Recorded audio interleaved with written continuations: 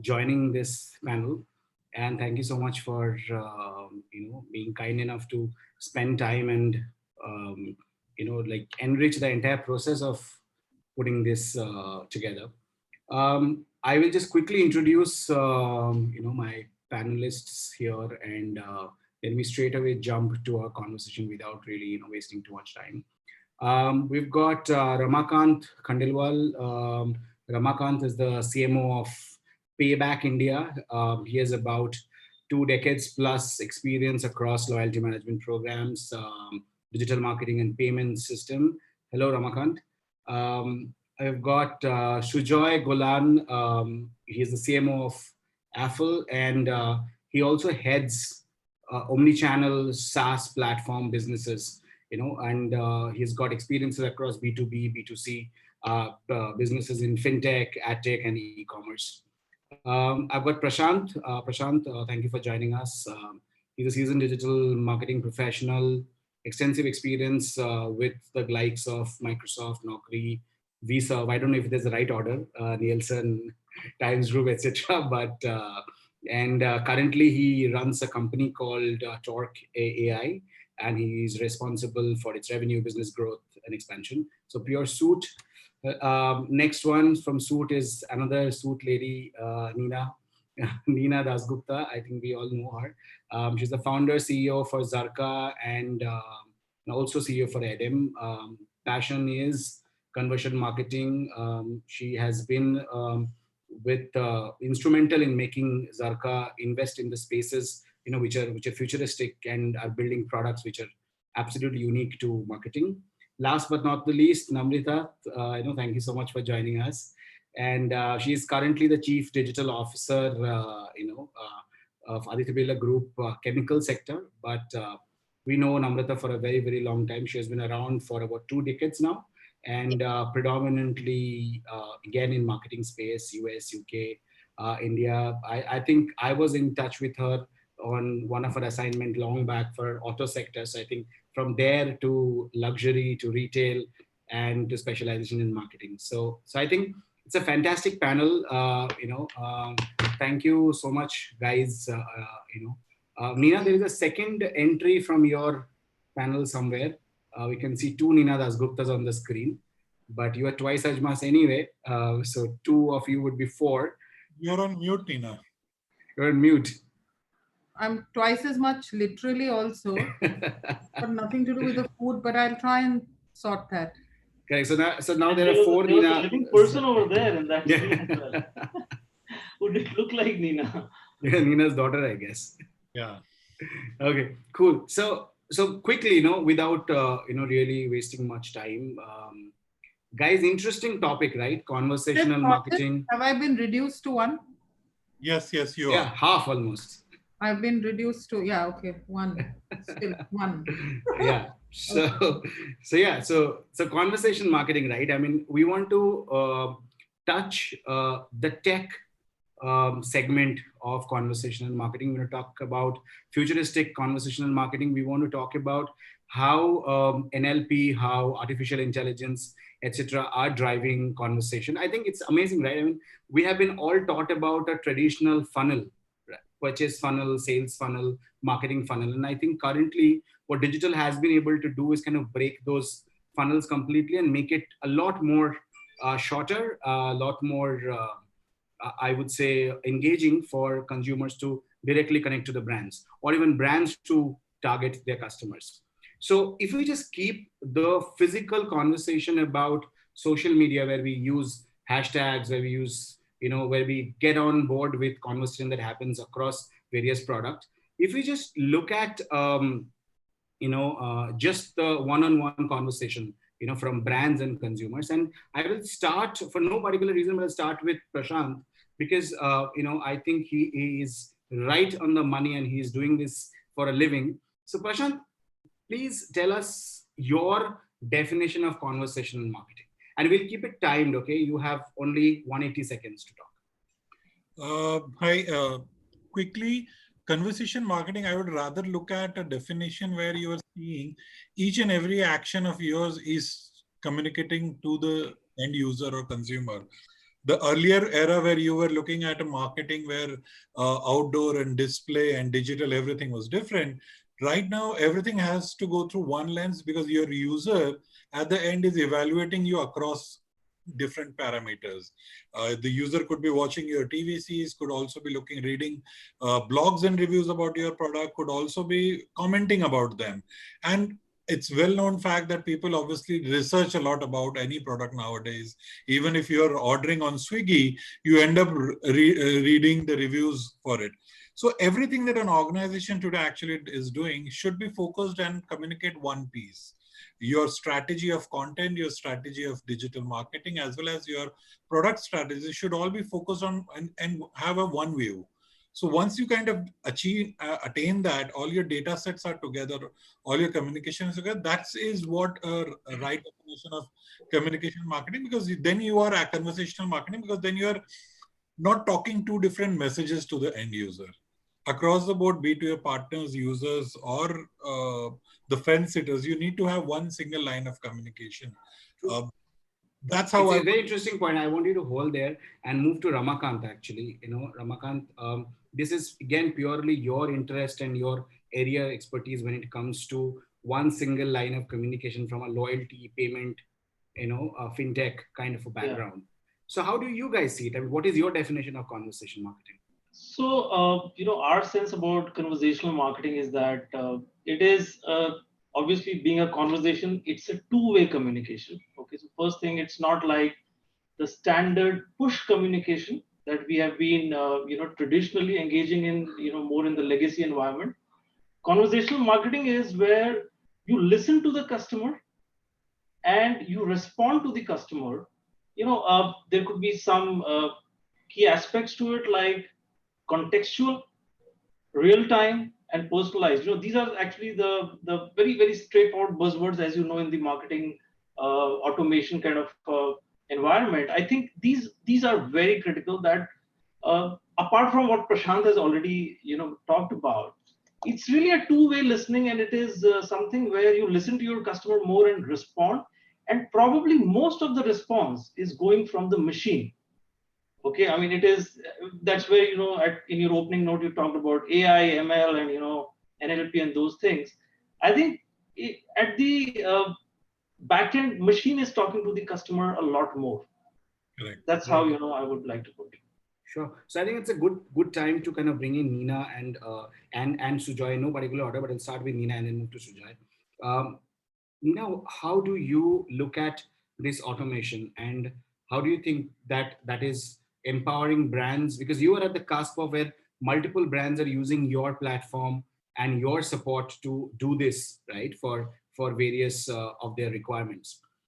Is there a bucket? Is there a formula? Is there anything specific you keep in mind, or it's just one size that fits all? How do you guys look at it? Nina, you're on mute. You're on mute, yeah. Sorry. Yeah. So if you take a step back, I think conversation is the new paradigm, and communication and advertising is going to actually be under conversation. It is the new paradigm given the way technology has moved. And conversation marketing is that typical space where the brand and consumer connect as if they're only made for each other and they're the only two people talking to each other. You feel special in every possible way of the connect. A conversation happens only after a series of contacts have happened, right? Now, I think that conversation will happen only if you're connecting, if a brand understands the consumer and if a consumer feels that understanding coming from the brand. So therefore, it is not linear, in my opinion. It starts possibly in the offline world totally, where you need to understand the consumer mindset, what we call psychographics today, very simply, or what we call humans are based on personalities, what was derived by Carl Jung ages ago, or the Adrelian psychology. So it is about, what we do is about connecting mindset of consumers to a single brand conversation and brand agenda so that every consumer feels special. It's like I said, it's about feeling that you're the only two people talking to each other, feeling special. So technology, of course, plays a massive role then in terms of making sure that the continued communication by the mindset is happening on an ongoing basis. You're learning more about your consumer and you're responding in relation to the consumer's mindset, right? So this group, for instance, is a homogeneous group. Yeah. But how do I find the heterogeneity? If I ask Ramakant, you're the marketer, or I ask Namrita and Ramakant, tell me the points of heterogeneity in this homogeneous group. What is my mindset? What is Arnab's mindset? That for me is conversation marketing. And that's where the role of technology comes, in my opinion. That's where AI starts building. It is a step before your marketing. It is planning. It is, like I said, a new paradigm. So that's what we have been working on, and we have had tremendous success with that. Super. So it's a broader perspective about what the overall piece is. I'm going to move to Shujoy and ask, when it comes to mobile, and I will keep my questions about the platform that you guys specialized in. So tell me, do you think that for mobile, is it easier to identify psychographics because it is a lot more personalized device for at least in a country like India, in comparison to laptop? Where of course other countries it is probably personalized, both devices are personalized, but do you think mobile is a much more personalized device, and therefore the way you guys use the intelligence from mobile is any different or easier, or like how do you guys operate?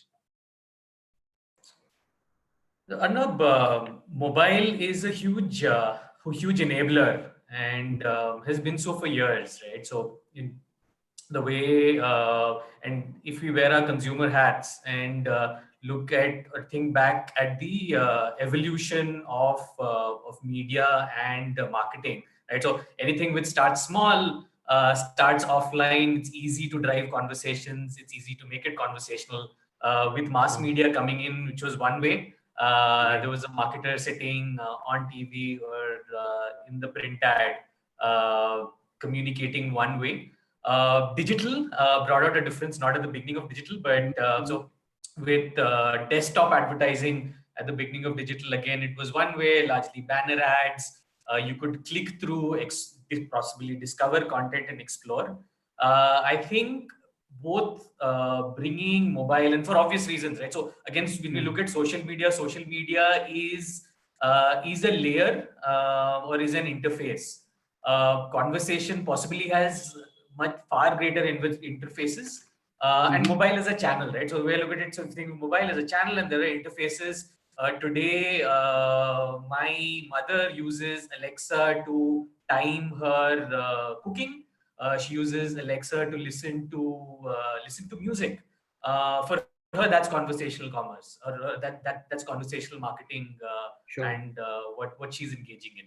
My daughter has a bunch of use cases. I have a bunch of use cases, and I think all these are fantastic enablers, and mobile for sure, right? And we've seen just the nature of the device, the ability to personalize conversation takes it to a very different level. The ability of access, and that's the second point. Earlier, to access conversations at scale or to enable conversations at scale was just not possible, or you had to be of a certain socioeconomic strata to access it. But obviously, mobile has changed all of that, and we've seen that that just happen with correct. such speed. Correct. And just cutting through, right? And that brings me to a question to Namrata, actually. Again, on the same format of conversational marketing, you have had a very exciting career, right? From an automobile to luxury to, currently even with ABG.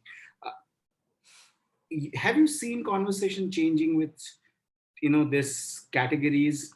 And if it has, then where do you think we stand today? And does it therefore empower you to probably predict a future for a lot more a lot of us?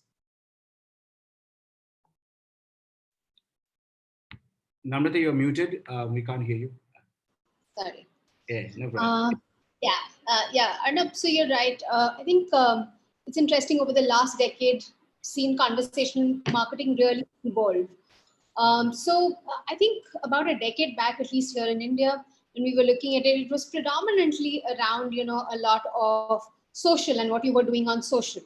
And towards, I would say about 5 to 6 years back, I saw that first transition happen where we started saying social is great, performance is great, all of those aspects are great, but you know what, they're actually customers. Given that I was working with Taj Hotels and we had a website and people were coming and making bookings over there, we were like, what can we do over here? Because we have analytics, which is giving us some information. How do we start looking at combining that analytics to start creating different kinds of conversations on our website? So that was a starting point in terms of saying, can we actually look at our lead generation data, which can come from multiple sources, including social search, etc., combine that with Siebel, which was our CRM system that we had, and then look at that in terms of building a certain intelligence around the customer, which would play back across multiple channels. It wasn't just across one channel. From there, if I fast forward to, I guess, my Mahindra days, and that's, you know, the last 3-4 years, what we've been doing is using the AI elements a lot more. And over there, I think I'll share 1 or 2 examples which would potentially resonate with people. One is really around the whole area about saying that, you know, how do you create meaningful conversations with these customers? So if you take a category like farmers, and I'm going to take not the traditional B2C categories because we all have enough examples of those, but we were doing this entire sort of, you know, piece of work around saying, what can we do with farmers? We want to impact their lives. We make equipments for them. We make, you know, products for them. What can we do in that space? And we went out and, like Nina said, we did the primary research, the understanding of the psychology and the mindset of the farmer. And then started building a platform whereby we said, okay, can we use this platform as a starting point for information dissemination? And that's where we had chatbots. So we partnered with IBM and we created those chatbots which would start giving basic information like, you know, if I'm sowing a potato plant, what's the right time to harvest it? What kind of fertilizers need to go in and stuff like that. And so you started having very meaningful conversations, which eventually dovetailed into e-commerce. That's one example of saying, you know, how the conversation, so the conversation instead of being a push became a pull. The second example I'll take very briefly is what we did with the auto business. And what we found over there was, again, multiple channels of interaction and how do you create that differentiation? So here we went into looking at saying, you know, can we actually do a lot more customer profiling? So one was the customer profiling that we did because we were operating at a group level. So we said, we have the opportunity of taking second party data and looking at that and adding that as a unique value add to our understanding of the customer. And then we aligned with a consumer profiling company, which was a Boston-based company then, and there, you know, more which have emerged since then, but this was about 3-4 years back. And at that point in time, the intent was really to say, can we do consumer profiling and use that again back on our websites? Can we use that on the other, you know, channels of communication so that we can actually start nurturing those leads and pushing them down the funnel? And once they have bought the car, one of the challenges we had was because the purchase happens with the dealer and not with the OEM, and we were the OEM. How do you, in that scenario, keep that conversation going with the customer? So Namrata, sorry to cut you. So from this first party, second party information, I would actually ask a question to Ramakant. You sit on significant amount of information from consumers. I mean, that's your core business, right? I mean, that's what you do for other brands which are using your platform. So is there any specific kind of exercise that organizations like yourself do to kind of funnel psychographical analysis of consumers, like say what Nina said about offline research, even Namrita mentioned? So do you guys conduct a lot of those online as well? So Arnab, as you know that we work with some of the big retail brands and banks, and with each of these partnerships we get certain data, and that data even goes down to the level of the SKUs that the customers are purchasing. So not only do we have a holistic data, about their spends, using a credit card or a debit card, to their travel spends, to their retail spends, even fuel purchases. So it's a very good set of data for us to deduce out of it. as to what would be the customer, let's say, customer's wallet potential, what would be the customer's life stage, because these are things that you can deduce from the behavioral data. I mean, the standard examples like somebody's buying a diaper and life stage and so on and so forth. The question that you asked about the psychographic thing, because two people may be buying the same things, but I think what appeals to them, desire is different. Yes, it could be slightly different. Their motivations are different. The motivations could be different, right? I mean, their ambitions could be different. So this we have a platform. Yeah, mindset, Sorry. right. Go on. Yeah. So we have a platform which is in partnership with a company called Unomer. It's a digital market research company, and we have integrated with them. So all the data that we have at our end, which helps us in segmenting the audience that you want to further analyze or interact with, or get a sense of. I mean, this platform allows brands to do that.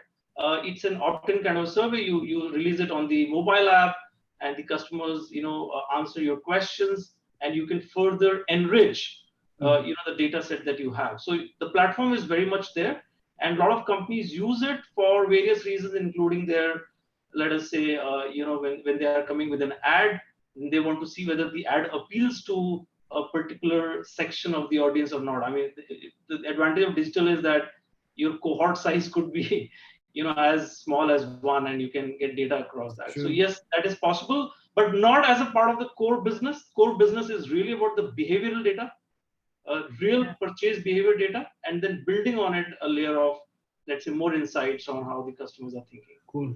So from enriching experiencing to enriching bank balances, Nina, how profitable is this business? How do you guys monetize conversational marketing? How do you foresee, I won't say how do you guys, but how do you foresee as a business leader who's the forefront of making this change or working with these change makers? How do you foresee this becoming a formal business line, and therefore the partnerships, etc., etc.? So I'm going to respond to that by, narrating a small story that I had heard years ago. Okay. So there is this man who goes for an event at a marriage in Lucknow Nawabi place, and a buzurg aadmi asks this young man who is a journalist, saying, "Acha bhai, kya karte ho?" So that man says, "Patrakar hu." So ne, wo to theek hai, likh lete ho, but pagar ke liye kya karte ho? Salary ke liye kya karte ho? Yeah. In a nutshell, that's conversational marketing, and that's what happens when you're investing in a business. It's about your ability. It's about your ability to hold on to your idea and hold on to the thought, because the shift is coming. So in terms of making money, you don't make money the day you start that business, right? You plow money because you're building a technology, you're building layers of the product. But are you making money in the future? Yes. Because when you make money in the future, for instance, when Ramakant laid out his first party data, and he said the need is behavioral, meaning for me in my mind is, well, I've solved that behavioral problem for many brands today, right? It's just a matter of integrating. So there is definitely money. It's about being in it for the long run. So you just need to make sure that the role that you play in the entire ecosystem remains significant. Conversational marketing, if you just say that I'm someone who will create headlines, it is not a sustainable business model. True. If you say that I'll do performance, it's not a sustainable business model. It needs to be something that is integrating data, intent, interest on a layer of technology.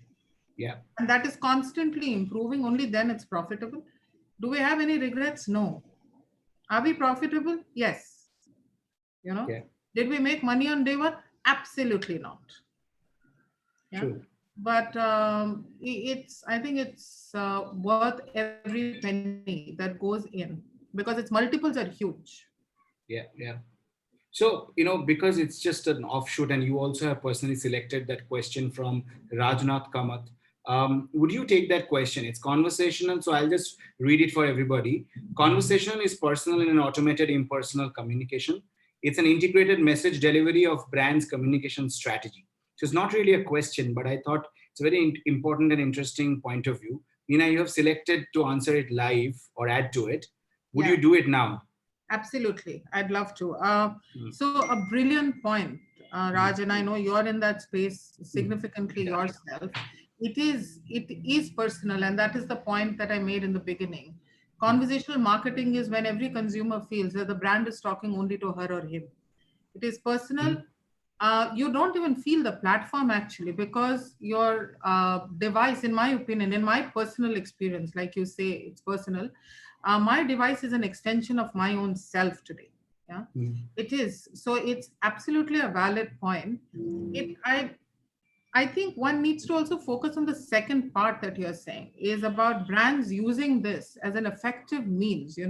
I think the brand now needs to learn about saying that this is not performance marketing. This is about building a relation to have the conversation. So it is far larger than performance marketing. One of its outcomes is better performance, efficient, there is greater efficacy, there is greater effectiveness. But I think the second part is which needs to be taken far more seriously. I think that is less of a comment and more of a direction and advice, possibly, Raj.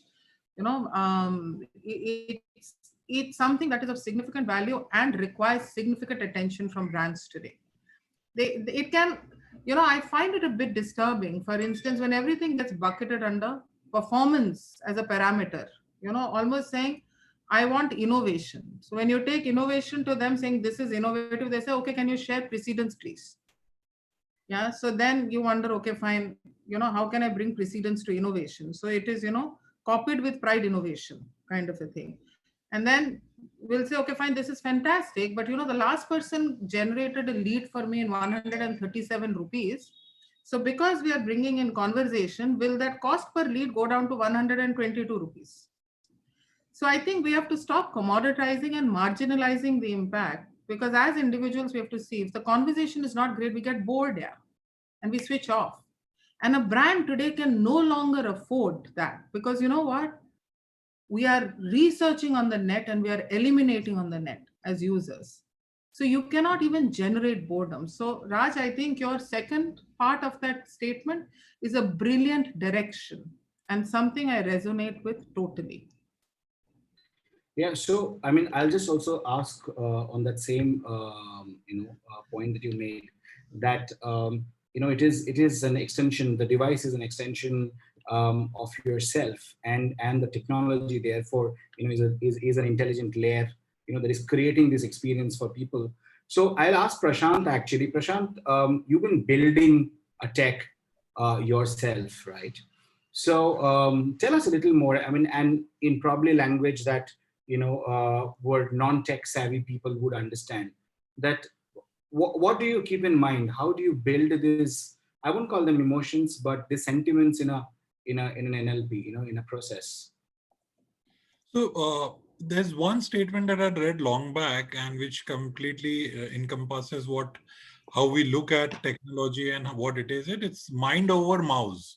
So digital and others, eventually brand marketers also start looking whether you're clicking, where the user is going and where the mouse click is happening. But essentially it's mind. I mean, a user today would, and trying to simplify in as much words, the evolution of AI into the marketing space is more in terms of telling, looking at the insights of millions and millions of users and page views and giving you data sets saying that, okay, this is the best approach for a brand to take.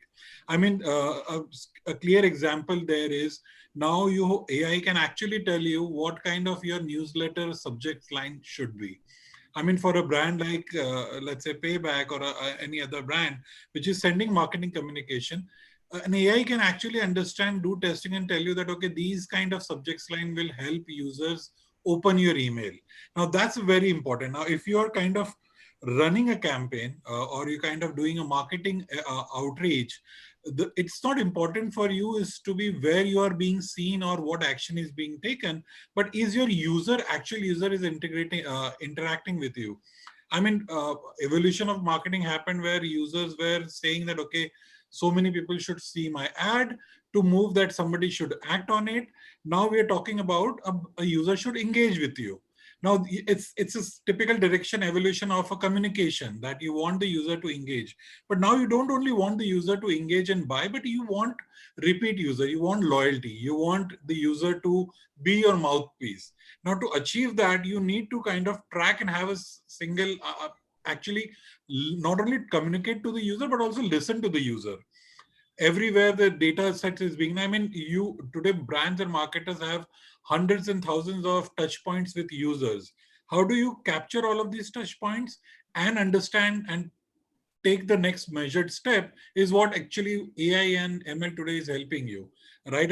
One example which I said is newsletters. It also tells you which sites to go and advertise to, what should be a subject line. So all of those can be done through ML. True. I think I'll bring like an example which is closer to the time we are in during this COVID-19. There's this company called Health Tab.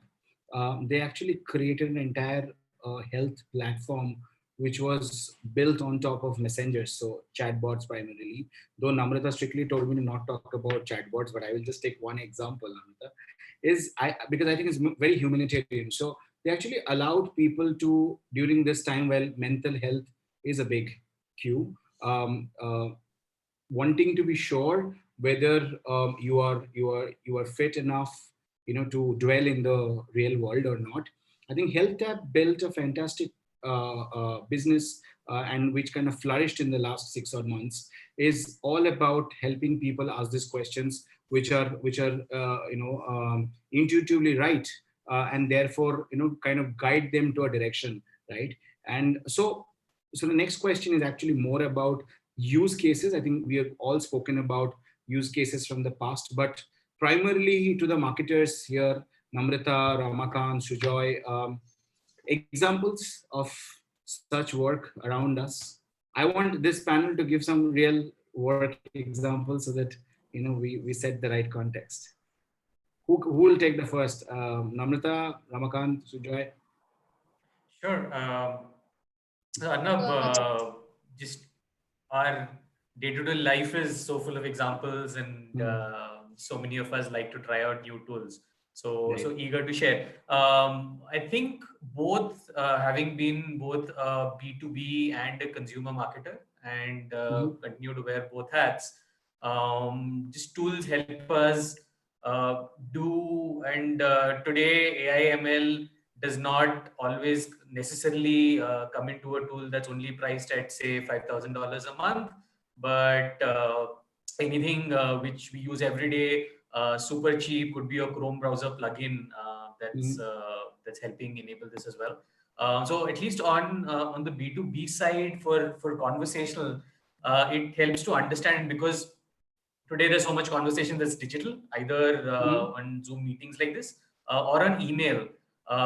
We, for example, use sales tools, right? So anything that can help us understand intent and sentiment from, for example, the sales emails that we exchange, right? So we're trialing, in fact, I'm working to trial a tool called Humantic.ai.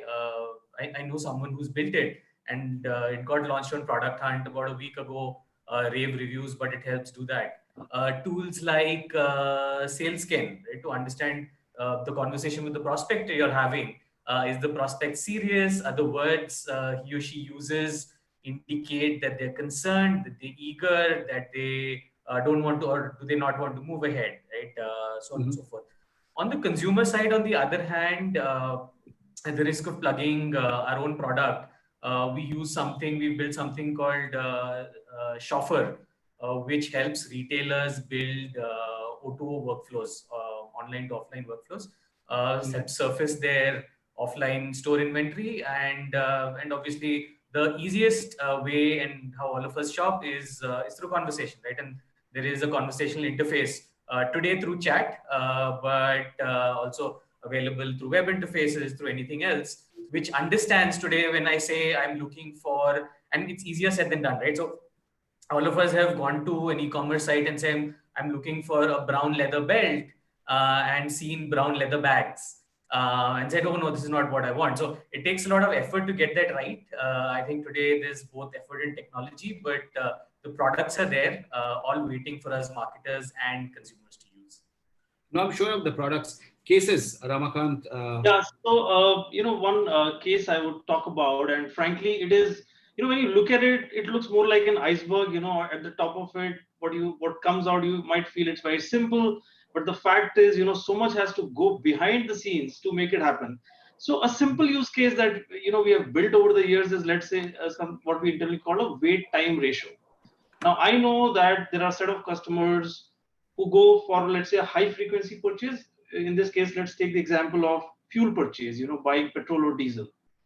Now, if we study that trend for a long period of time across millions of customers and all the other variables put together, we have come up with something called a wait time ratio. So for the cohorts, we know that this customer normally comes to the petrol bunk again in 7 days to 15 days to even a month, right?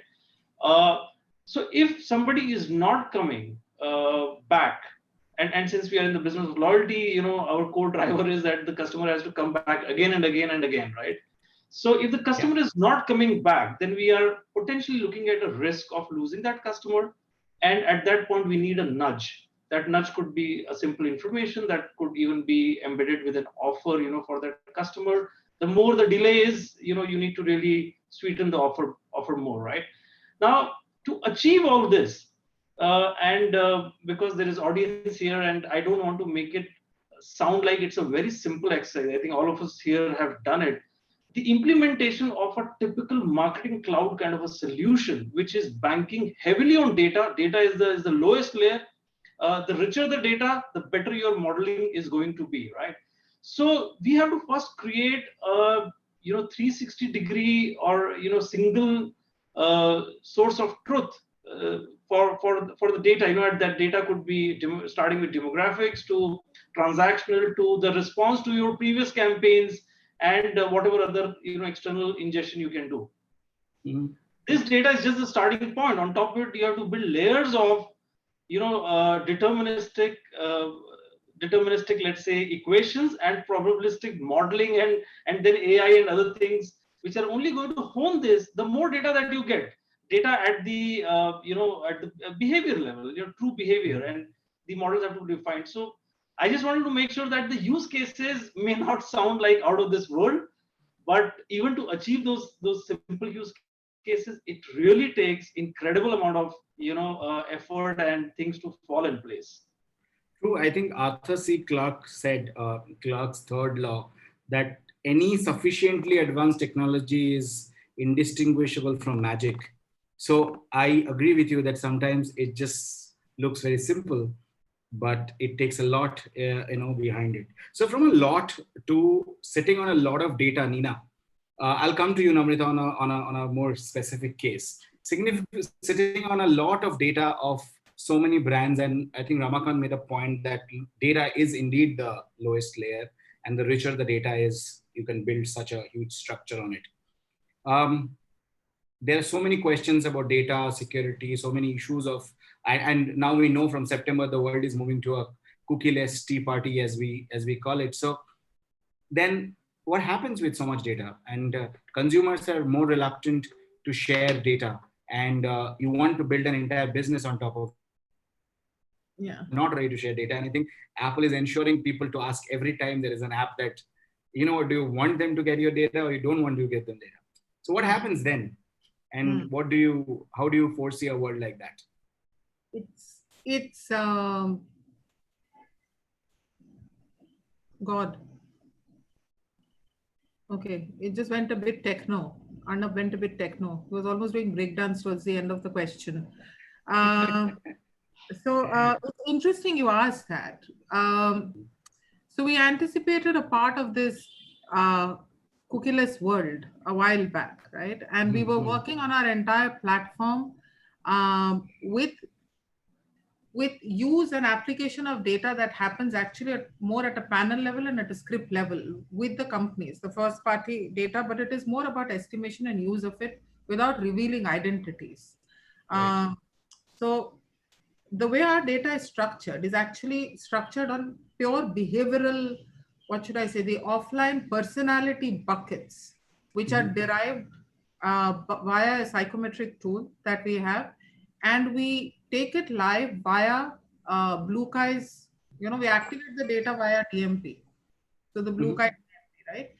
The beauty of our data is that it's going to be panel based. So we're going to get panel based information more than actual first party cookie led data. So the panel information, which is the shift, which is where the beauty of our tool is, which is what is creating excitement around it, is that everything is going to go on linked panels. So for instance, if Payback has a panel of their entire people, I can actually estimate the entire universe for Payback using one layer of psychometric tools, and there's no data transfer, and there's no cookie enablement after that.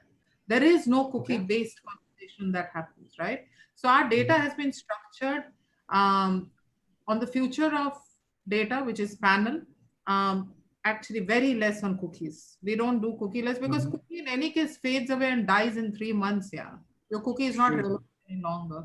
So I think how you define and structure your data is what makes it important. It needs to be personality and psychographic based and mindset based and intent based. Like Sujay said. True. Sorry to cut you, but interesting point, because I think the entire digital's entire point of view when it started was about IP-based data and cookie-based data, and that was the differentiator, because the world survived on panel and extrapolation of panel on the entire population, right? Yeah. Are we going back there? Well, we never, the interesting part is we never gave up the panel. The entire study that we do today, we look at ComScore, any planner who's doing the plan is still bloody clicking on that one button of ComScore. We're still doing bar. So we haven't moved from panel. We're still doing Nielsen scope. We're still doing TGI. We're still doing IRS. We're a panel world. Unless you have offline research, which is the most deterministic, you cannot have probabilistic in the online world. Because online world is a series of activities that are happening, right? So yes, we are going back to panel. The only thing that will get added is layers of validation that will get added. So blockchain, that's where blockchain is going to begin getting used. So which is saying that is this estimation getting validated or does it require an update, right? But your data is today sitting hidden. Yeah, there are companies like InfoSum that got bought out by Xander. When I met them 2 years back, he told me, he said, Meena, everyone shows me the door. And today he giggles all the way to the bank each day. Yeah. True. So Xander has got it, right? So I think the signals were there 2 years back. We are going back into the panel world because we need real people. Sure. Automation and innovation are separate. You see, innovation happens probably still with the mind. Correct. So to come back to Namrata, so then we're going back to panel, and I think Prashant mentioned about a more individualistic conversation where a machine is talking to a human being. So while marketing goes back so many years to the panel and consumers move to talking to a machine, where does it come together? I think I see a very good synergy between the two. And let me share an example actually, because I think that's a classic example of, the synergy between man and machine in that sense. And I am going to, though I said we won't talk about chatbots, but you're now getting me back into that zone. Yeah. So, something that really... He's a great moderator. He drew you in. I know. He did.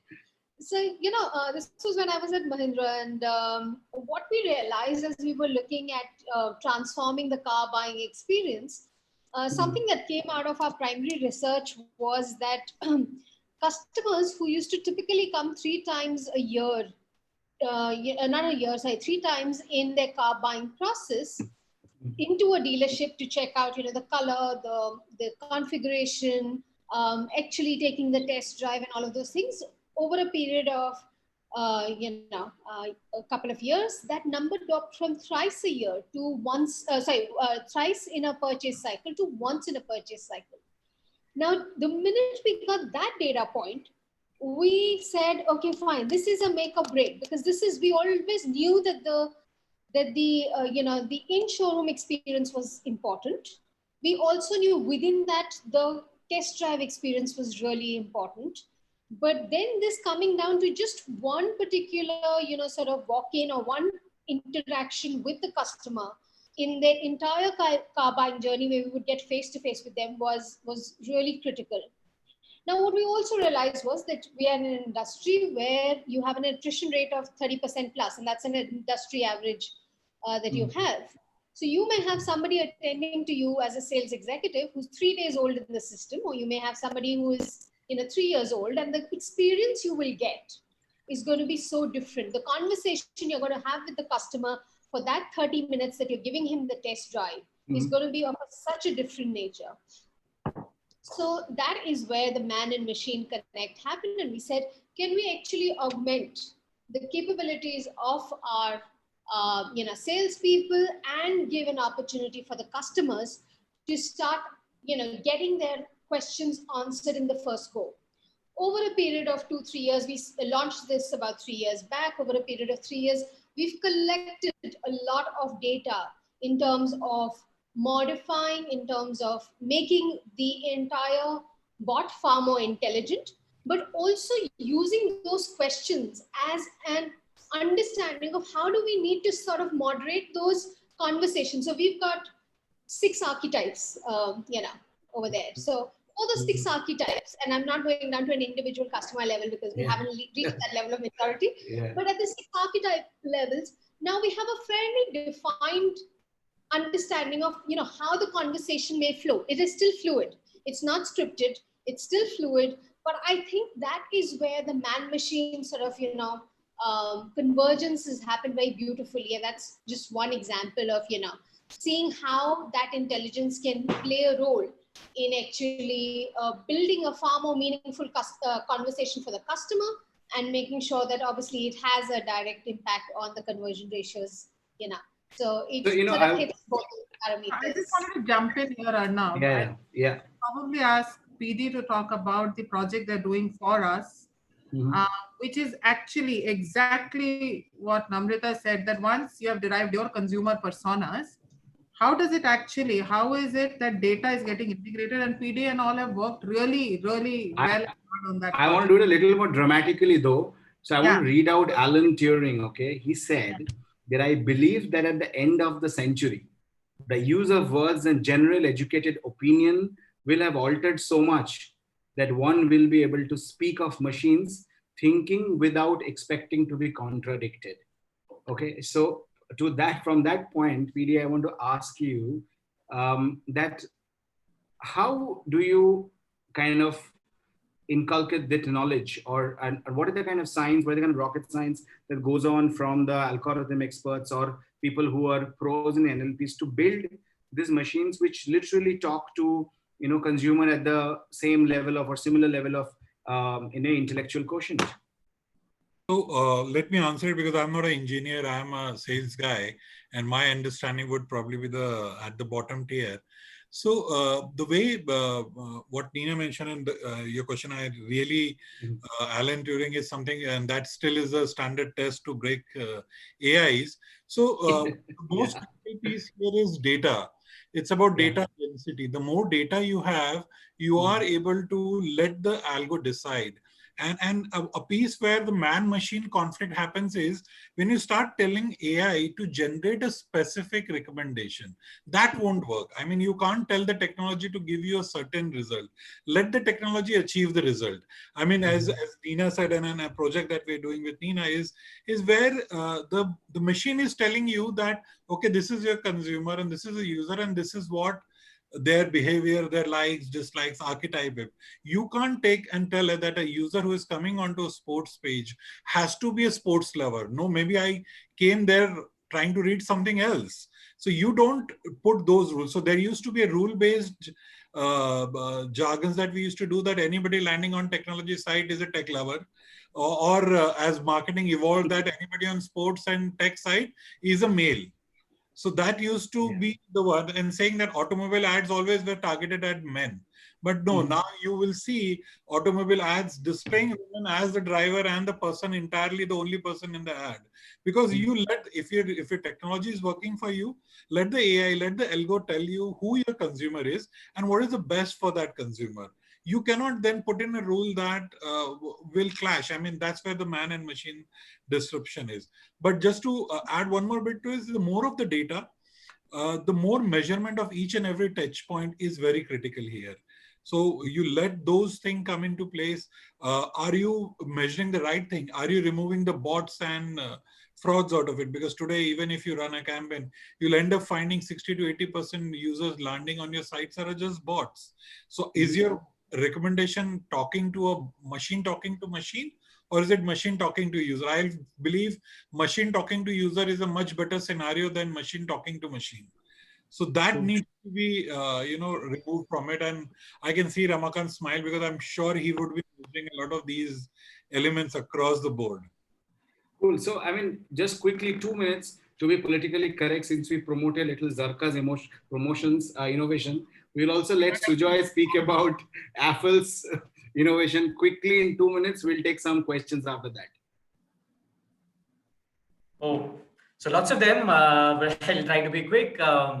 So today we just announced a strategic investment into Indus OS, India's indigenous app store, which is exclusive on the Samsung Galaxy and other devices. Samsung in this domain, Sujoy, just to investor. kind of in this domain, getting conversation marketing. Anything? Yes. Yeah. Yes. Okay. So what that allows us to do is to do two things: vernacular and go into video. Right? Both of which are the I think which makes or democratizes conversations to a large extent, and doing that through easy ways on apps. Based on data backed by a DMP, for example, that understands both user profiles and engagements, and therefore is able to is able to help AdTech live up to its true potential, right? So it's actually a good point. We have a question on this. Ankit has asked that how important is regional language to all of this? Nina, you did this with ADM long back, even with Zerka. So how important is the regional languages in a country like India and otherwise also? It's if I can take that, it's the language we converse in. India does not, or the people in this room are not extremely representative of larger India, if I can say that. And it's the natural course of things where innovation starts and where they go as well. So Bharat, as we say, is estimated to be $3 billion market in the next 2 years. Language is very critical because of the levels. One is level of comfort of language. Two is education, lack of ability to read. So entertainment, viewing and audio, and access to cheaper devices and cheap data. And I think Jio has done that, and a country that I'll refer to only as a country has enabled the cheap phone today. So it is significantly important. Its value can only be determined when we move to start talking to them specifically. Are they a great consumer segment from a marketer's point? That needs to be determined still, and for which buckets. It's a massive piece. Like there's a massive significant task, yes, true. Yeah, and there are Sorry, go on, Nina. Yeah, completely. Yeah. So there's significant investment happening in that part today. Sure. So another massive point actually made by Rahul on questions, asking, and I'll ask straight to Ramakant. Do you feel the government, I will actually put two parts, is doing enough on the data protection laws? And do you think that they need to be, making it more stringent? And to make it more stringent, they actually need a lot more clarity themselves, is what I would presume. So what is your point of view on that? So, it's a very tricky matter, as you know, and if there are some references to be drawn, we have the GDPR and those kind of things in Europe and the other markets. I think for scaling up any business, it is important that if there are any loopholes or leakages or risks, they have to be curbed. I don't deny that at all. If the data is getting misused, if the data has been, data has been procured without customers' consent, I think these things need to be addressed over a period of time, right? The thing is that the entire process has to be gradual. It should not be like one fine day everything changes, because so many systems have evolved like that. They've been created in a certain fashion. Uh, so it needs to be, there should be enough time given. Customers have to be educated, because when it comes to marketers procuring consent, the customers also have to understand their rights and their risks. So this whole thing needs to be done in a gradual process. Mm-hmm. Okay. So I think that another interesting question on this topic, and I actually love this question by Rupin. He says that, is there something like too much data, where we have so much data about consumers that we lose sight of the consumers themselves and optimize for numbers and not humans? How do we avoid that trap? So I find it's a very interesting philosophical question, but real to the core, because sometimes when we get so close to reading something, we often lose the sight of what we are reading or trying to read. So I don't want to specifically tell anybody, but all of you can give a quick point to this, that are we becoming too friendly to PD's machine human connection, or are we going to the other side of saying that yes, panel is important, and then have her another leg on the other front by saying I will promote automation and conversation marketing. So anybody can take this, and we can soon kind of wind it. Yeah. Now that you have made me the antagonist, I just want to say that there's nothing like too much data. Rather, there's a challenge of very little useful data. Mm-hmm. So you need to sift through tons and tons of that data to find the right pieces to act on. But they say data is the new drug, right? And they say there is an overdose of drugs. So why not there is something called too much of data? They're saying that it already is in an overdose stage. You need to find the right to fix it. So okay. It's not about how much data you're capturing on user, it's what you're doing with it and whether you have the right set. Now, classic example, as you rightly said, was by September with iOS 14 coming in, the device IDs are going away in Apple. Google is ending the cookie. It will be cookieless era after within 18 months. So how now you already are doing away with the only measurement or trackable metric you had. Now, how do you go about that? So you need to start looking beyond that. You need to start looking at behavioral and other data to derive on those pieces. So it's not a question of too much data. It's again a challenge of useful data. No, PD is taking the fifth. I know Nina is a direct person. Nina, what is it? Is it too much data? It is FOMO. It is just fear of thinking that if I don't talk about data, I'm going to lose out. Second is, I think it's rather simple. We are just in the place of complicating it, because complicating things gives us commercial benefit. Time, yes. The more we complicate it, the more intellectual it sounds, and it gives us commercial benefit. Third is, I think we're not having honest conversations. So there is too much of it. It is just, there is huge amount of data. I think more than that, it is not about too much. There is a lack of clarity on what data means itself. And why am I seeking this data? I think that is the need of the hour. Honest conversation is what's the agenda and why do I need the data and what's the data for. Just having data. There's a time, I don't know, Arnav, if you remember, there's a time someone would say, Acha, Yahoo ka na 70 million uniques hai. MSN ka 50 million unique hai, we'll give business to Yahoo. And then you'd ask them that, will you bloody reach all the 70 million unique? Why is the number of uniques important? Isn't what you're doing then with... they will buy 1 million. Yeah, they'll not even buy that 1 million, right? At the end of the day, I think it's the need to know basis. It is that, we want to have information, but there's FOMO, we're scared, but we also have immense lack of clarity on how to use. And the people like us also are responsible. We'll go and get this complicated layer of conversation and we'll give them the fear of God. Nahi kiya to mar jaoge. We're like the Pandit, the Brahmins of the old time. So I think that is the data conundrum today. True. So from Brahmin to grassroots, the last question we would take, it says that often the linkages between analytics and execution, this question by Suchita, is still very poor. So Namrata, you are now dealing in this category. Do you see a similar implementation from your sophisticated cars that you once sold to your current shift? Do you see the same amount of data transferring to the grassroots?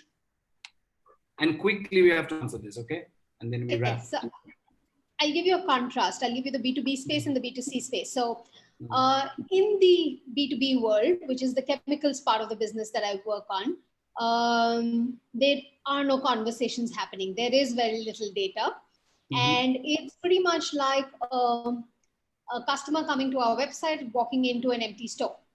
There is nobody to attend to them. So the bots that we're talking about, the conversations that we're talking about, the personalization that we're talking about, all of that, at least in the chemical space in the B2B sector, is absent. It's beginning to maybe start happening, but by and large, it's absent. Now let me move to the fertilizer side of the business. And on that side, on the, the conversations with the farmers that we are having, I think, again, there is scarce data. We're beginning to make sense of it. I gave you the example from Mahindra's. We're trying to do similar stuff over here. We've started collating data, but I think meaningful data, even trying to have those conversations, creating meaningful data is going to be a journey. So we're nowhere close to I guess the slightly more evolved world of B2C, luxury, automotive, retail, etc. Thank you. So we'll quickly just wrap, guys. Thank you so much. I think I feel a lot more confident about not making money after this session, and I think we still have future because we are still at the top of the iceberg, as Ramakant put it. So thank you for boosting my what do I say, confidence in it. Having said that, quick points that came out. I think this man and machine existence, this cohesive existence, is only to get stronger and deeper and richer. I think it's going to be there for sure. This is the future. This is the new funnel. It will just going to break the entire customer purchase funnel that we are all aware of. It's also going to continue to get richer with time because we just know a little bit about this as yet. As Nina said, nobody asked the right questions. Some of our viewers did, and we hope that together as an industry we would continue to make the right questions, ask the right questions, and then find out the answers to those questions ourselves. So, and we would do that without being the Brahmins. We'll involve everybody, together. So on that note, thank you so much, ladies and gentlemen, and really appreciate your time. Thank you. Thank you, E4M. Thank you, Priyanka. Thank you, everyone. Thanks. Thank you so much. Thanks. Bye. It was a very insightful session. Thanks a lot. Thank you. Thanks. Bye.